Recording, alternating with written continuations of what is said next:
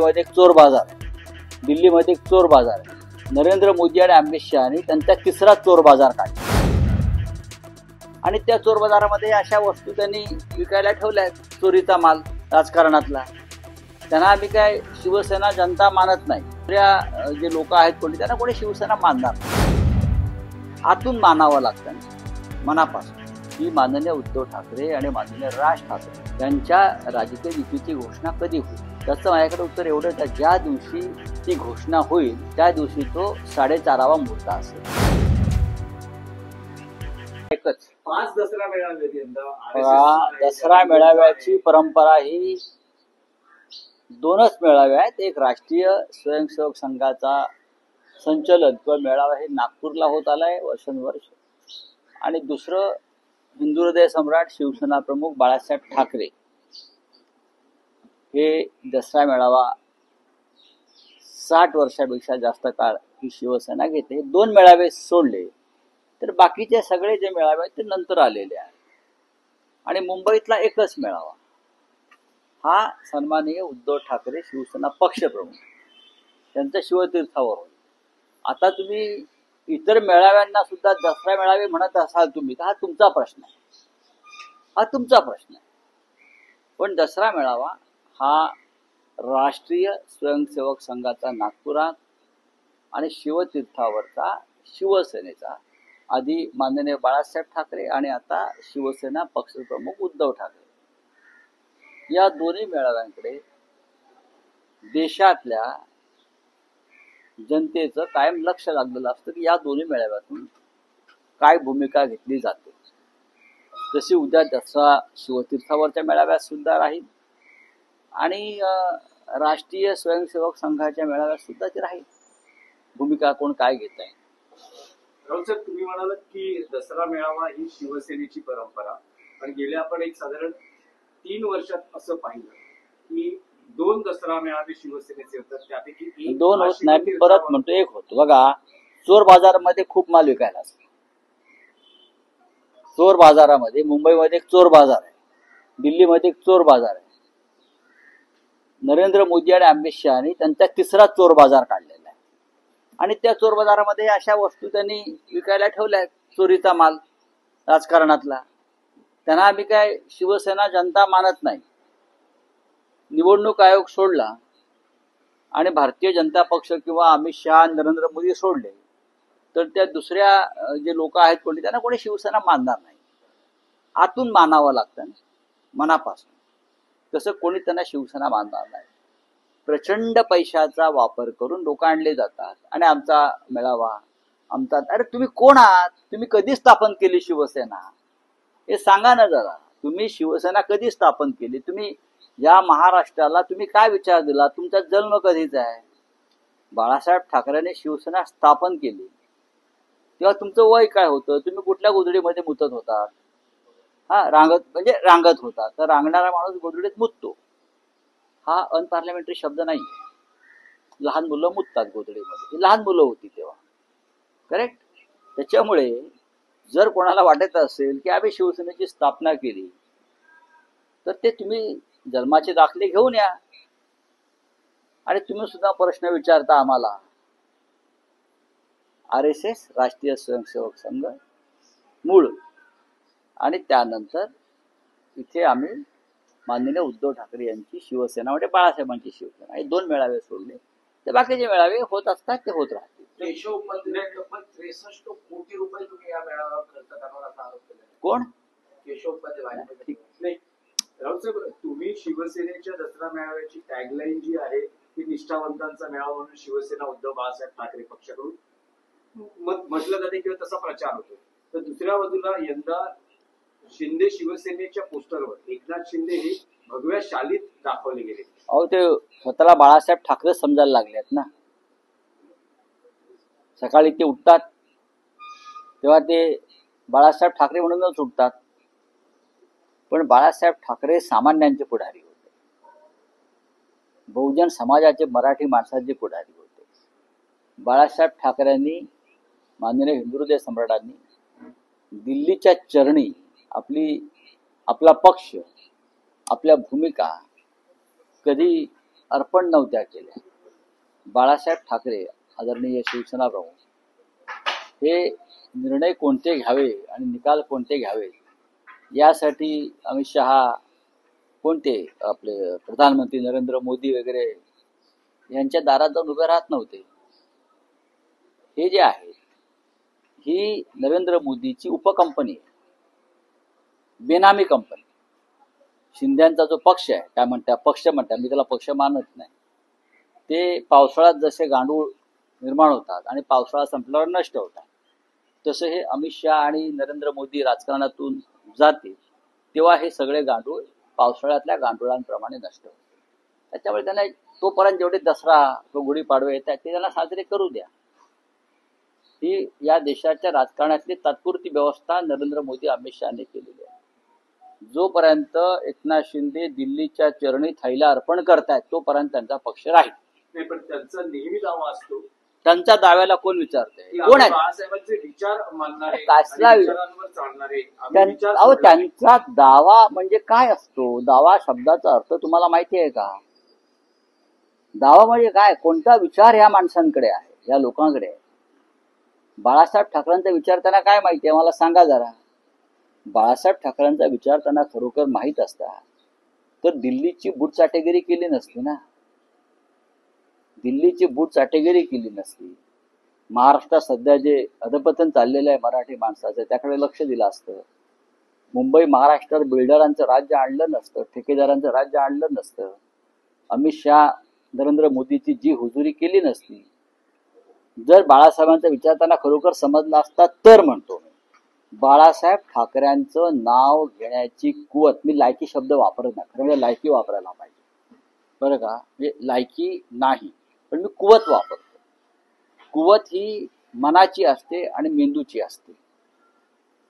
मनाची कुवत यासाठी नाही की ईडी सीबीआयला घाबरून यांनी पक्षांतर केलं, आणि मेंदूची कुवत यासाठी नाही की त्यांनी बाळासाहेब ठाकरे कधी समजूनच घेतले नाही किंवा शिवसेनेचा विचार कधी समजून घेतला नाही. त्याच्यामुळे उद्याच्या त्या काय त्यांचे जे काय मेळावे वगैरे होणार आहेत म्हणतात ते कुठेतरी पैशाचा फक्त धूर निघणार, बाकी काय. पाऊस पडला तरी धूर निघणार. मराठी संस्कृतीमध्ये 3.5 मुहूर्तांपैकी एक असा हा दसरा मेळावा आहे.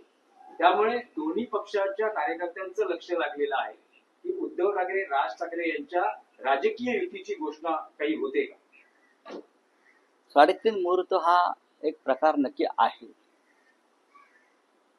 बाळासाहेब ठाकरेंनी शिवसेना 3.5 मुहूर्त पाहून स्थापन नव्हती केली, हे माहिती आहे का तुम्हाला? बाळासाहेब ठाकरेंची शिवसेना मूळ ही गुढीपाडवा, दसरा, अक्षय तृतीया हे मुहूर्त पाहून स्थापन नव्हती केली. त्याच्यामुळे तुमच्या मनातला जो प्रश्न आहे की माननीय उद्धव ठाकरे आणि माननीय राज ठाकरे यांच्या राजकीय युतीची घोषणा कधी होईल, त्याचं माझ्याकडे उत्तर एवढंच आहे, ज्या दिवशी ती घोषणा होईल त्या दिवशी तो 4:30वा मुहूर्त असेल मराठी संस्कृती आणि मराठी राजकारणातला. म्हणजे मुहूर्ताचा एक वेगळा दिवस त्या दिवशी निर्माण होईल पंचांगावर, हे तुम्ही खात्रीनं समजा. एक पाऊल पुढे टाकलं जाईल. उद्या भाषण होणार आहे उद्धव ठाकरे. आता तुम्ही माननीय उद्धव ठाकरे यांच्या भाषणाकडे लक्ष ठेवा असं म्हणेन मी. माननीय उद्धव ठाकरे यांच्या भाषणाकडे तुम्ही सर्वांनी लक्ष ठेवलं, काळजीपूर्वक ऐकलं शिवतीर्थावरचं भाषण, कारण विचार तिथेच मिळणार आहे तुम्हाला. तर तुम्हाला आणि बाकी जर काय चिल्लरबाजी थिल्लरबाजी हवी असेल तर तुम्ही इतर ते चक्कर मारू शकता कुठेही. बाकी विचार, भूमिका, महाराष्ट्राला दिशा देण्याचं काम, स्वाभिमान याबाबत जर का हवं असेल तर शिवतीर्थावर तुम्हाला उद्या हे सगळं प्राप्त होईल. संघाचे संस्थापक डॉक्टर केशव बळीराम हेडगेवार यांना भारतरत्नाची अशी मागणी भाजपच्या अल्पसंख्याक मोर्चाकडनं केली आहे. अल्पसंख्याक मोर्चाकडूनच का ही मागणी व्हावी? अल्पसंख्याक मोर्चा का? मोहनराव भागवतांकडून का नाही? किंवा जे मूळ त्यांचे पदाधिकारी आहेत म्हणजे त्यांनी प्रत्येक वेळेला अल्पसंख्याकांचं राजकारण करायचं आणि संघ हा सर्वसमावेशक आहे दाखवायचं, यासाठी हे सगळे प्रयोजन तुम्ही आधी वीर सावरकरांना भारतरत्न द्या,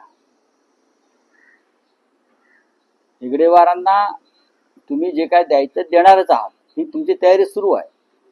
पण सगळ्यात आधी वीर सावरकरांना भारतरत्न देण्यासंदर्भात जी आपली मागणी होती मूळ, त्या मागणीचं काय? आधी वीर सावरकरांना भारतरत्न दिल्यावर इतर सगळ्यांचा विचार आम्हाला करता येईल. हिंदुहृदय सम्राट बाळासाहेब ठाकरे यांना भारतरत्न द्यावा असं आपल्याला का वाटत नाही? जर हेगडेवाराने हिंदुत्ववादी एका संघटनेची स्थापना केली असं म्हणत असा, ती स्थापना केली आणि हिंदुहृदय सम्राट बाळासाहेब ठाकरेंनी हिंदुत्व असं पेटवलं, जागवलं आणि रुजवलं म्हणून आजचा भारतीय जनता पक्ष सत्तेवर दिसतो आहे. आता आजचा भारतीय जनता पक्ष चणे फुटाने विकत कुठेतरी बसला असता, तुम्हाला दिसला असता. आजच्या भारतीय जनता आणि हिंदुहृदय सम्राट बाळासाहेब ठाकरेंनी हिंदुत्व असं पेटवलं, जागवलं आणि रुजवलं म्हणून आजचा भारतीय जनता पक्ष सत्तेवर दिसतो आहे. आता आजचा भारतीय जनता पक्ष चणे फुटाने विकत कुठेतरी बसला असता, तुम्हाला दिसला असता. आजच्या भारतीय जनता पक्षाचं जे यश आहे त्याच्या मागे बाळासाहेब ठाकरेंचं हिंदुत्व आहे. वीर सावरकर आहेत, हेगडेवारजी आहेत. मग सुरुवात केली पाहिजे तुम्हाला हिंदू हृदय सम्राट बाळासाहेब ठाकरे यांच्यापासून. राऊत साहेब, तुम्ही दसरा मेळाव्याचा उल्लेख केला, तर संघाच्या मेळाव्यालाही खूप महत्व देता. जो संघ आज शतकपूर्तीच्या दिशेनं वाटचाल करतो आहे, त्याचा दसरा मेळावा होतोय. काय अपेक्षा आहेत, विशेषतः हिंदुत्ववादी विचारसरणीचे जे पक्ष आहेत त्यांना सरसंघचालकांचं मार्गदर्शन महत्वाचं? नाही, सरसंघचालकांचं मार्गदर्शन हे नक्कीच ते त्यांचे लोक घेत असतात. त्यांनी एक मार्गदर्शन मधल्या काळात केलं होतं, पण ते मार्गदर्शन परत त्याने मागे घेतलं की 75 झाल्यावर अंगावर निवृत्तीची शाल पडली पाहिजे. हे एक उत्तम मार्गदर्शन त्यांनी देशाच्या राजकारण्यांना दिलं. पण त्यांचं मार्गदर्शन नरेंद्र मोदीच ऐकायला तयार नाही, जे कधी काळी संघाचे प्रचारक होते. स्वतःपासून त्यांनी सुरुवात केली नाही. त्याच्यामुळे आता अशा मार्गदर्शनाकडे लोक गांभीर्यानं पाहत नाहीत. बोले तैसा चाले त्याची वंदावी पाऊले, हा हिंदुत्वाचा एक मंत्र आहे, संत सज्जनांचा एक मंत्र आहे. त्या संदर्भात जर तुम्ही जे बोलताय ते करत नसाल तर लोक गांभीर्याने घेत नाही.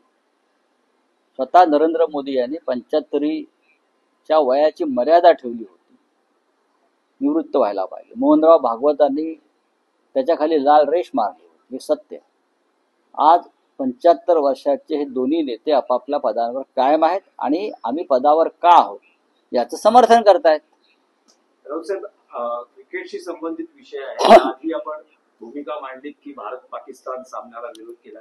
आता एक नवा वाद समोर येतो आहे, जो आशिया चषक भारतानं जिंकला त्या ट्रॉफीवरून वाद आहे. कारण भारतीय संघानं मोहसिन नकवी यांच्या हस्ते तो स्वीकारण्यास नकार दिला. त्यानंतर बीसीसीआयच्या बैठकीत त्याचे पडसाद उमटलेले आहेत. आशिष शेलार, राजीव शुक्ला यांनी मोहसिन नकवींना त्यांच्या वर्तनाबद्दल सुनावलेलं आहे. कारण मोहसिन नकवी तो चषक घेऊन स्वतःच्या रूम मध्ये निघून याच्यावरती शिवसेनेनं मत व्यक्त करावं असं आपलं का म्हणणं आहे? आम्ही याच्यावरती कोणते मत व्यक्त करणार नाही. हा त्यांचा व्यक्तिगत झगडा आहे. भारत पाकिस्तान सामना होऊ नये ही आमची भूमिका असल्यावर ते मॅच खेळले का, त्याचा निकाल काय लागला याविषयी आमच्याकडे काही माहिती नाही, आम्ही बोलणार नाही. पण भारतीय जनता पक्षाचं जे ढोंग आहे, दुटप्पीपणा आहे, तो यातून बाहेर पडला. मॅच का खेळलात पहिला प्रश्न. मॅच जर तुम्ही खेळलात मग तुम्ही राष्ट्रभक्तीचं गुणगान करू नका. भारतीय संघाने सुद्धा, पाकिस्तानी क्रिकेट संघाने मी असं वाचलं की त्यांचा जो सामन्याचा जो त्यांना जे पैसे मिळतात, फी म्हणतात का, फीज मानधन, ते त्यांनी कोण अझर मसूद वगैरे काय कोण आहेत अझर मसूदच्या अतिरेक्यांना दिले. मग भारतीय संघानं काय केलंय? भारतीय संघानं, माझी मागणी आहे आता या क्षणी, भारत पाक क्रिकेट सामन्यातून जे उत्पन्न मिळालं बीसीसीआयला, जे काल बसले होते ना त्या नकवीवरती चर्चा करत, भारत पाकिस्तानचे 3 सामने झाले बरोबर, त्यातून जे उत्पन्न मिळालं काही हजार कोटी, ते संपूर्ण उत्पन्न त्यांनी भारतीय सैन्याला द्यावं, तर तुमचं पाप धुवून निघेल. आणि भारतीय संघानं 3 सामन्यात जे मानधन किंवा फी मिळवली ते सगळं त्यांनी 26 बेलगाव मध्ये 26 आमचे माता भगिनी त्यांचं कुंकू पुसलं गेलं, त्यांची कुटुंब उजाडली. त्या कुटुंबांना भारतीय संघानं त्यांचं 3 सामन्याचं भारत पाकिस्तान बरोबरच्या 3ही सामन्याचं मानधन त्या कुटुंबाला द्यावं. हे होणार आहे का? हे होणार नसेल उगाच राष्ट्रभक्तीचे बुडबुडे फोडू नका, अजिबात फोडू नका. हे करा. BCCIनं भारत पाक सामन्यातून मिळालेलं 1200 कोटीचं उत्पन्न हे सैन्याला अर्पण करावं, भारतीय सेनेला. आणि भारतीय संघानं 3 सामन्याची फी ही त्या 26 सिंदूर उजाडलेल्या महिलांच्या कुटुंबाला द्यावी. पूरग्रस्त शेतकऱ्यांचा भार आता शेतकऱ्यांवरच येणार आहे. जे ऊस उत्पादक शेतकरी आहेत त्यांच्यात 15 रुपये कपात करण्यात आलेली आहे. 5 रुपये पूरग्रस्त शेतकऱ्यांना प्रति टन आणि 10 रुपये मुख्यमंत्री सहायता निधीला द्यायचं असं ठरलेलं आहे. कसं पाहता याकडे? मी याच्याकडे अजिबात पाहत नाही.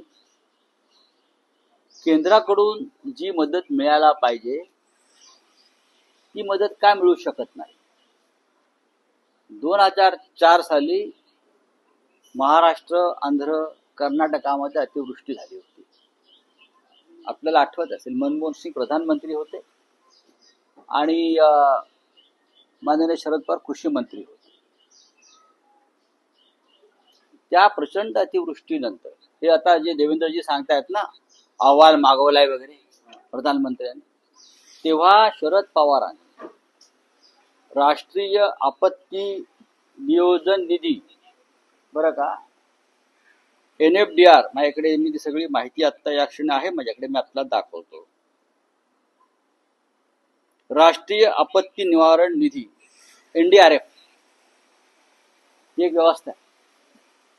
शरद पवारांनी NDRF मधून त्या पूर परिस्थितीला मदत करण्यासाठी शेतकऱ्यांना तेव्हा 70,000 कोटी आणले होते. त्यातून कर्जमाफी सुद्धा झाली त्यावेळेला. मग आता का नाही? आता तुम्ही शेतकऱ्यांवरच भार का टाकता? जर राष्ट्रीय आपत्ती नियोजन जो निधी आहे किंवा जी संस्था आहे त्यांच्याकडून त्यावेळेला 2004 साली मनमोहन सिंग प्रधानमंत्र्यांनी महाराष्ट्रासाठी एकंदरीतच त्यातून मार्ग काढला. 70,000 कोटीचा निधी तेव्हा दिला. मग आता 100 कोटी, 200 कोटी, 50 कोटी, 5,000 रुपये मदत, हा काय प्रकार चाललाय देवेंद्र फडणवीसांनी? 75 लाख महिलांना बिहारच्या तुम्ही पैसे एका रात्रीत देता ना, 10,000 प्रमाणे, काही 1000 कोटी. मग महाराष्ट्रातल्या, मराठवाड्यातल्या, अहिल्यानगरच्या शेतकऱ्यांना तुम्ही असं वंचित का ठेवताय? हा फार गंभीर प्रश्न आहे. तुम्ही जा, तुम्ही देवेंद्रजींनी किंवा त्यांच्या कॅबिनेटने शरद पवार साहेबांकडे जावं आणि त्यांनी त्यावेळेला 2004 साली राष्ट्रीय आपत्ती निवारण निधीकडून कसा पैसा आणला हे समजून घ्यावं. महाराष्ट्राच्या राजकारणात आणखी एक चिंतेचा विषय आहे. राजकीय पक्ष आपल्या प्रतिस्पर्ध्यांबद्दल वापरत असलेली भाषा. सध्याचं उदाहरण आहे सांगलीत पडळकर आणि जयंत पाटील यांच्यात जो वाद सुरू आहे आणि आरोप प्रत्यारोपांचा जो स्तर घसरलेला आहे किंवा टीकेचा स्तर घसरलेला आहे, तुम्ही काय सांगणार त्यावर? नाही, याला जबाबदार नरेंद्र मोदी आहेत आणि महाराष्ट्रात देवेंद्र फडणवीस. या देशाला जी एक महान परंपरा होती, बरं का, स्वच्छ निर्मळ राजकारणाची, ती गेल्या 10-11 वर्षामध्ये नष्ट झालेली आहे महाराष्ट्रात आणि देशामध्ये. याआधी कोणी असं बोलल्याचं मला आठवत नाही. दुर्गा भागवत यांनी यशवंतराव चव्हाण असतील किंवा राज्यकर्त्यांनी इतर काही लोकांवर टीका टिप्पण्या केल्या, त्याच्यावरती वाद झालेले आहेत. शिवसेना प्रमुख सुद्धा बोलले आहेत. पण ज्या स्तराचं भाष्य आज भाजपचे लोक करतायत आणि देवेंद्र फडणवीस आणि मोदी टाळ्या वाजवत आहेत, हे या देशात झालं नव्हतं. भारतीय जनता पक्षाचा एक बेमुरवतखोर प्रवक्ता केरळचा राहुल गांधींच्या छातीवर गोळ्या मारण्याची घोषणा करतो. जो देशाचा विरोधी पक्ष नेता लोकसभेतला आहे, राहुल गांधी नेता आहे, प्रमुख काँग्रेसचा अध्यक्ष होते, त्यांना गोळ्या मारण्याची भाषा जर केली जाते आणि अख्खा भारतीय जनता पक्ष मूकपणे त्याला संमती देतोय, अशा भारतीय जनता पक्षाकडनं तुम्ही का अपेक्षा करता? भारतीय जनता पक्षाचं हे वर्तन म्हणजे या देशाच्या राजकीय संस्कृतीला लागलेला कलंक आहे. चला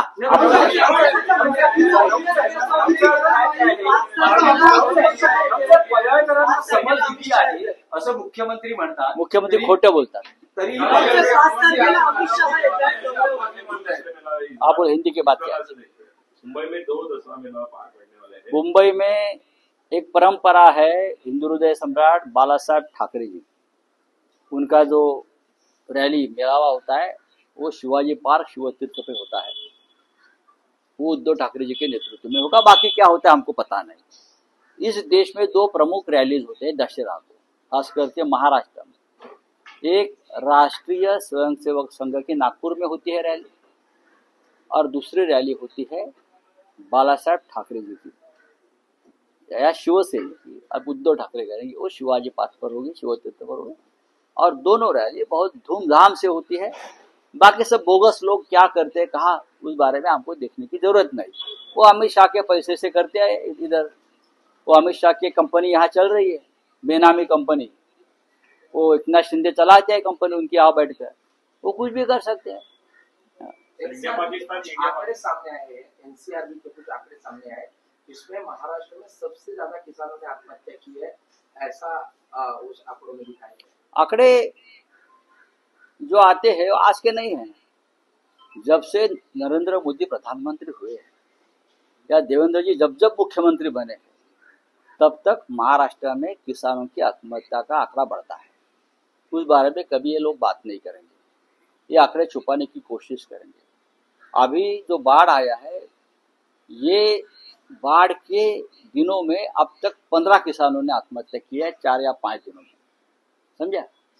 और आप क्या मदद कर रहे हो किसानों को? कुछ नहीं कर रहे. किसान अपने हाल पर पानी में कीचड़ में बैठा है बेचारा, प्रतीक्षा में है मदद के. चलो thank you. India Pakistan match में जो है पाकिस्तान की जो खिलाड़ी है उन्होंने पैसा वहां के जो है उसको दिया है, और जो की फैमिली उनको दिया. तो हमारे जो खिलाड़ी है या हमारी बीसीसीआई ने क्या किया? वो कप के लिए झगड़ा कर रहे हैं. वो कोई नकवी कप भगा कर लेके गया, कोई नकवी है उनका.